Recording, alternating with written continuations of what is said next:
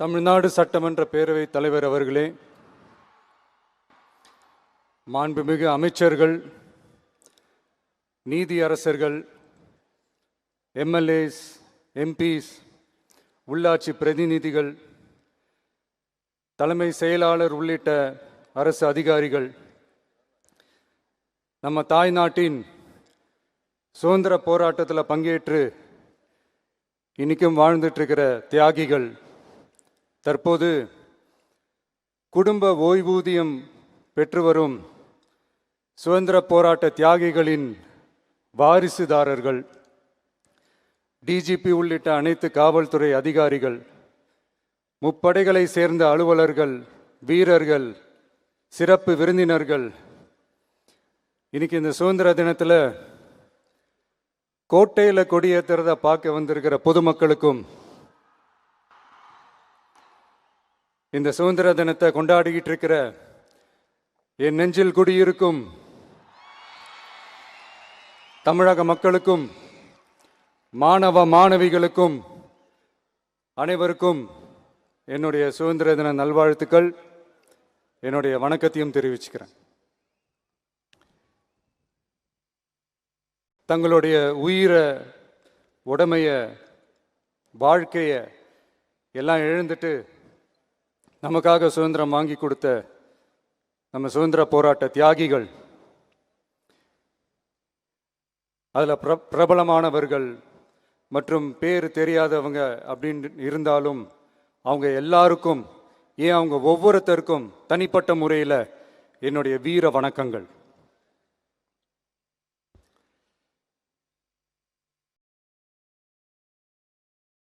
நம்மளை ஒரு அடிமை மாதிரி வச்சிருக்காங்க அப்படின்னு தெரிஞ்சிட்டாலே மக்கள் மத்தியில் ஆட்டோமேட்டிக்காக ஒரு ஒற்றுமை ஒன்று வர ஆரம்பிக்கும். எல்லாரும் ஒரே மாதிரி யோசிச்சு ஒன்று சேர ஆரம்பிப்பாங்க. அப்படி ஒன்று சேர்ற இடத்துல தான் சாதி உடையும், மதம் உடையும், மொழி, இனம் இந்த மாதிரி எல்லாமே உடஞ்சி நொறுங்கும். அப்படி உடஞ்சி நொறுங்குற இடத்துல தான் கிடைக்கிறது தான் உண்மையான சுதந்திரம். அதுதான் நம்ம மகாத்மா காந்திஜி அவர்கள் அவங்களுடைய தலைமையில் 1947 இதே இந்த ஆகஸ்ட் 15 நமக்கு அந்த சுதந்திரம் கிடைச்சிது.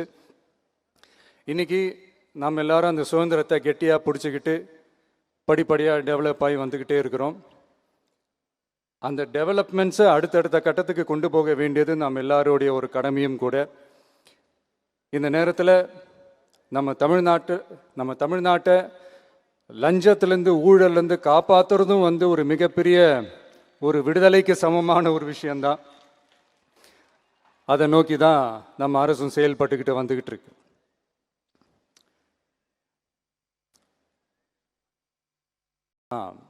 இந்த 386 ஆண்டு பழமையான இந்த கோட்டையில்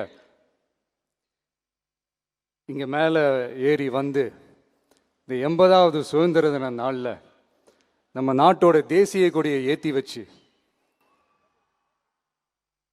இன்னைக்கு இந்த விழாவில் என்னை பேசவும் வச்சிருக்கிறீங்க. அதுக்காக உலகம் முழுவதும் இருக்கிற என்னுடைய தமிழ் சொந்தங்களுக்கும், தமிழ்நாட்டு மக்களுக்கும், ஜென்சி இளம் சிங்கப்படை தோழர்களுக்கும் என்னுடைய மனமார்ந்த நன்றியை தெரிவிச்சுக்கிறேன். பிறப்புக்கும் எல்லா உயிருக்கும் அப்படின்ற ஒரு மிகப்பெரிய ஒரு கோட்பாட்டை அடிப்படையாக வச்சு தான் நம்ம தமிழ்நாட்டை லஞ்ச லாவண்யமற்ற போதைப் பொருள் கலாச்சாரம் இல்லாத, பெண்கள் பாதுகாப்பு, சமூக நீதி அடிப்படையில்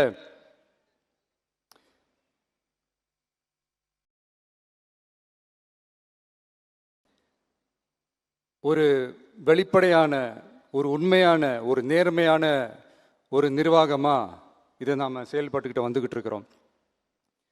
பொது வாழ்வில் சமரசம் இருக்கவே கூடாது. மக்கள் நலன் தான் மிக மிக முக்கியமான ஒரு விஷயம். அந்த அடிப்படையில் தான் தமிழக வெற்றிக் கழக அரசு செயல்பட்டுக்கிட்டு வந்துக்கிட்டு இருக்கோம். அதே அடிப்படையில் தான் மக்கள் நலன் சார்ந்த திட்டங்கள்லையும் நம்ம சென்ட்ரல் கவர்மெண்ட்டோட நிர்வாக ரீதியாக ஒத்துழைப்போடு இருக்கிறோம். But at the same time நம்ம தமிழ்நாடு கொள்கைகள்னு வந்துட்டா மாநில உரிமைகளுக்கு எதிரான முடிவுகள்லையும் சரி, தமிழ்நாட்டுக்கு எதிரான கொள்கை முடிவுகள்லையும் சரி நம்ம டிவிகே அரசு எப்பவுமே எதிர்க்கும். அதில் எந்த மாற்று கருத்துமே கிடையாது. அதே மாதிரி இதுக்கு முன்னாடி நிறையா திட்டங்கள்லாம் கொண்டு வந்திருக்காங்க. அதில் எதெல்லாம் மக்களுக்கு யூஸ்ஃபுல்லாக இருக்கிற மாதிரி திட்டங்கள் இருக்கோ அதெல்லாம் கண்டினியூ பண்ணிக்கிட்டு தான் இருக்கிறோம். ஃபார் எக்ஸாம்பிள், ஜெயலலிதா மேடம் கொண்டு வந்த அம்மா உணவகம் திட்டம், அது இன்னும் மெருகேற்றி கண்டினியூ பண்ணிக்கிட்டு தான் இருக்கிறோம். அது மாதிரி காலை உணவு திட்டம், அதையும் இன்னும் விரிவுபடுத்தி 6th ஸ்டாண்டர்ட்லேருந்து 8th ஸ்டாண்டர்ட் வரைக்கும் அதையும் விரிவுபடுத்தி வர செப்டம்பர் 17ஆம் தேதி பெரியார் அவர்களுடைய பிறந்த நாள் அன்னைக்கு அதை தொடங்க இருக்கிறோம். ஸோ நம்மளுடைய அரசு, உங்களுடைய அரசு இந்த 3 மாதம் ஆகுது. இந்த 3 மாதத்தில் விவசாயிகளின் பயிர்க்கடன் ரூபாய் 5932.23 கோடி தள்ளுபடி செய்யப்பட்டுள்ளது. குறுவை சாகுபடி தொகுப்பு திட்டத்திற்கு ரூபாய் 134.83 கோடி வழங்கப்பட்டுள்ளது. ஒன்றிய அரசு நிதியுடன் ரூபாய் 12,642 கோடியில் 125 நாள் வேலைவாய்ப்பு திட்டம் மற்றும் ஜல்ஜீவன் குடிநீர் திட்டம் ரூபாய் 18,123.05 கோடியில் செயல்பாட்டிற்கு கொண்டு வரப்பட்டுள்ளது. சுகாதாரத்துறையில் சேவைக்கு நலம் AI செயலி கொண்டு வரப்பட்டுள்ளது. பேரறிஞர் அண்ணாவின் பிறந்த நாளான செப்டம்பர் 15ஆம் நாள் தாய்மாமன் தங்க மோதிர திட்டம் ரூபாய் 755.83 கோடியில் தொடங்கப்பட உள்ளது. மக்களின் போக்குவரத்திற்கு ரூபாய் 127.21 கோடியில் 300 புதிய பஸ்கள் வழங்கப்பட்டுள்ளது. தமிழ்நாட்டில் மது பழக்கத்தை குறைத்திடும் வகையில் முதற்கட்டமாக 717 டாஸ்மாக் கடைகள் மூடப்பட்டுள்ளன. வெளிப்படையான நிர்வாகத்திற்காக நவீன தொழில்நுட்பத்தை பயன்படுத்தி கணினி மயமாக்கப்பட்ட நிர்வாகம் செயல்பாட்டில் உள்ளது. முன்னெப்போதும் இல்லாத ஆளில்லா பத்திரப்பதிவு செயல்பாட்டிற்கு கொண்டு வரப்பட உள்ளது. கோயில் நிலங்கள் கணக்கெடுக்கப்பட்டு அனைவருக்கும் தெரியுமாறு ஆன்லைனில் ஏற்றப்படுகிறது. வருவாய்த்துறையில் அனைத்து சான்றிதழ்களும் 15 தினங்களுக்குள் வழங்கப்படுகிறது. லஞ்சம் வாங்குவதை புகார் செய்ய புதிய வாட்ஸ்அப் எண் அறிவிக்கப்பட்டுள்ளது. அரசின் வருமானம் தனிநபருக்கு செல்வது தடுக்கப்பட்டுள்ளது. அனைத்து துறைகளிலும் லஞ்சம் ஊழல் ஒழிக்க தொடர் நடவடிக்கை எடுக்கப்பட்டு வருகிறது.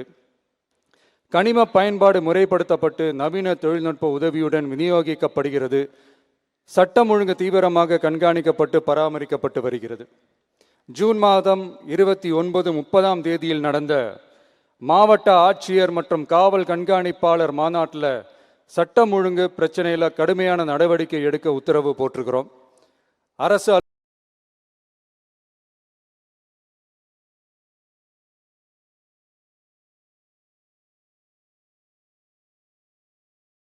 அலுவலகங்கள் காவல் நிலையங்களும் சொல்லியிருக்கிறோம். மக்களை அலைய விடக்கூடாது. கோரிக்கைகளை நல்லபடியாக ஆராய்ஞ்சு சரியான வழியில் தீர்வை தர சொல்லியிருக்கிறோம். சுதந்திர போராட்ட தியாகிகள் தங்கள் உயிரை தியாகம் செஞ்சு கிடைச்ச சுதந்திரம் மிக சிலருக்கான சுதந்திரமாக மட்டும் இல்லாமல் ஒவ்வொரு இந்திய குடிமகனுக்கும் சுய மரியாதை, சம உரிமை, சம வாய்ப்பு மற்றும் கண்ணியமான வாழ்க்கையை வழங்கும் உண்மையான மக்கள் சுதந்திரமாக இருக்கணுங்கிறதே எல்லாரோட மிகப்பெரிய எதிர்பார்ப்பாக இருக்குது. அதை நிறைவேற்றுற பொறுப்பும் நம்மளோடது தான். தமிழ்நாட்டு மக்களோட இணைஞ்சு தமிழகத்தை இந்தியாவின் முன்மாதிரி மாநிலமாகவும் உலக அளவில் வளர்ந்த நாடுகளுக்கு இணையா தமிழ்நாட்டு பொருளாதாரத்தை 2036 ஆண்டுக்குள் $1.5 trillion உயர்த்திட நாம உறுதியேற்போம். மக்களே, எல்லாரும் ஓட்டு போட்டுட்டோம்.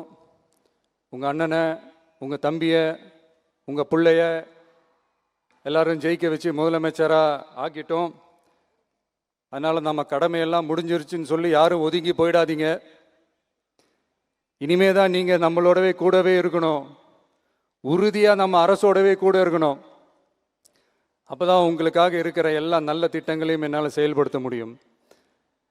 8 கோடி பேரோட அந்த பிரதிநிதி தான் முதலமைச்சர் பதவின்னு சொல்லுவாங்க. அதனால தான் சொல்கிறேன், மக்கள் தான் ஆட்சியாளர்கள். இங்கே நான் எல்லாருமே, அங்கே இருக்கிறவங்க எல்லாருமே மக்களோட சர்வன்ட்ஸ். அப்படி தான் நான் அதை பார்க்குறேன். ஸோ வாங்க எல்லாருமா சேர்ந்து நம்ம கடமையை சேர்ந்து செய்வோம்.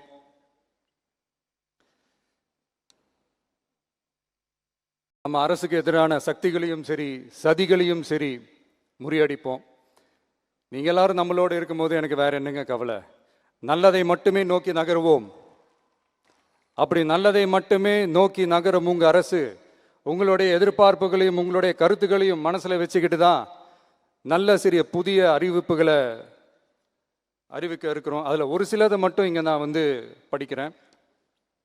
ஒன்று, தாய்நாட்டிற்காக தன்னலமற்ற தியாகம் செய்து நமது நாட்டின் பாதுகாப்பிற்காக அரும்பாடுபட்ட முன்னாள் படை வீரர்களின் நலன் கருதி அவர்களது 2 மகள்களுக்கும் வழங்கப்படும் திருமண நிதி உதவி 25,000 ரூபாயிலிருந்து 50,000 ரூபாயாக உயர்த்தி வழங்கப்படும். 2, மாற்றுத்திறன் கொண்ட முன்னாள் படை வீரர் மற்றும் அவர்களை சார்ந்தோர்களுக்கு வழங்கப்பட்டு வந்த மாதாந்திர நிதியுதவி 5,000 ரூபாயிலிருந்து 7,000 ரூபாயாக உயர்த்தி வழங்கப்படும். 3, மாநில அரசால் விடுதலை போராட்ட வீரர்களுக்கு வழங்கப்பட்டு வரும் மாதாந்திர ஓய்வூதியம் 23,000 ரூபாயாக உயர்த்தி வழங்கப்படும். 4, மாநில அரசால் விடுதலை போராட்ட தியாகிகளின் குடும்பங்களுக்கு வழங்கப்பட்டு வரும் மாதாந்திர குடும்ப ஓய்வூதியம் 12,500 ரூபாயாக உயர்த்தி வழங்கப்படும். 5, வீரபாண்டிய கட்டபொம்மன், முத்துராமலிங்க, விஜய ரகுநாத சேதுபதி, மருது சகோதரர்கள் மற்றும் வாவு சிதம்பரனார் ஆகியோரின் வழித்தோன்றல்களுக்கு வழங்கப்பட்டு வரும் மாதாந்திர சிறப்பு ஓய்வூதியம் 11,500 ரூபாயாக உயர்த்தி வழங்கப்படும். இவற்றிற்கான அரசாணைகள் அரசால் வெளியிடப்பட்டுள்ளது. I once again extend my respectful greetings and salute the people of Tamil Nadu who has broken the caste and religious considerations, rejecting money and muscle power, and gave us an overwhelming support to establish people-centric and social justice government. We are on a mission mode to achieve corruption-free government. We want our people to develop zero tolerance towards corruption. And we appeal to the officials and the people of Tamil Nadu to make our state corruption-free. இன்னைக்கு இந்த விழாவில் பரிசு வாங்க போகிற, பாராட்டுகளை வாங்க போகிற, விருதுகளை வாங்க போகிற அனைவருக்கும் என்னுடைய வாழ்த்துக்களை தெரிவிச்சுக்கிறேன். இந்த விழாவை ரொம்ப அழகாக ஏற்பாடு செஞ்ச பொதுத்துறை செயலாளர் அவர்களோடு சேர்ந்து அலுவலர்களுக்கும், காலையிலேயே இந்த ப்ராக்டிஸ் பண்ணி சிறப்பான பரேட் நடத்திய காவல்துறை நண்பர்களுக்கும், இந்த விழாவை ரொம்ப பாதுகாப்பாக நடத்திய காவல்துறை அதிகாரிகளுக்கும், ஊடகத்துறை நண்பர்களுக்கும், சமூக ஊடகத்துறை நண்பர்களுக்கும் என்னுடைய மனமார்ந்த நன்றியை தெரிவிச்சுக்கிறேன். கான்ஃபிடென்ட்டாக இருங்க, நல்லதே நடக்கும், வெற்றி நிச்சயம்.